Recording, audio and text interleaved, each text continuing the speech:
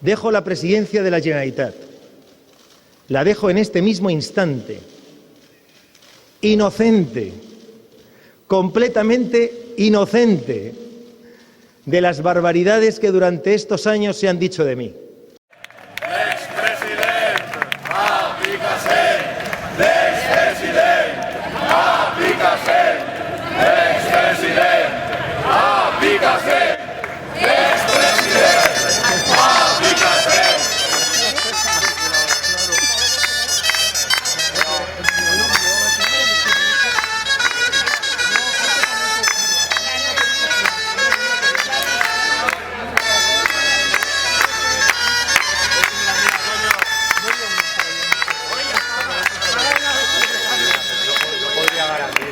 Avui és un dia, jo crec que per a la democràcia un dia de felicitat, no? Perquè en definitiva s'ha fet justícia en el que era una demanda, jo crec que molt més que política, sinó una demanda social, i era que el president Francisco Camps sortira de les portes del Palau de la Generalitat.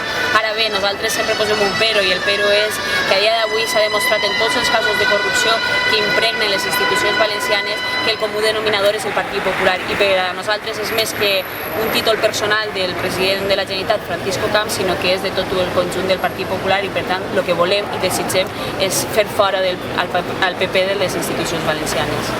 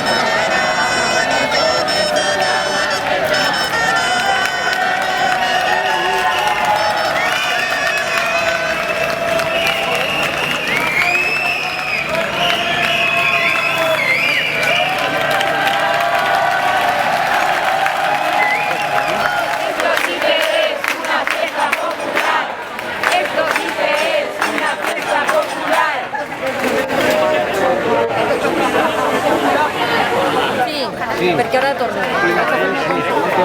Ja ve que hem de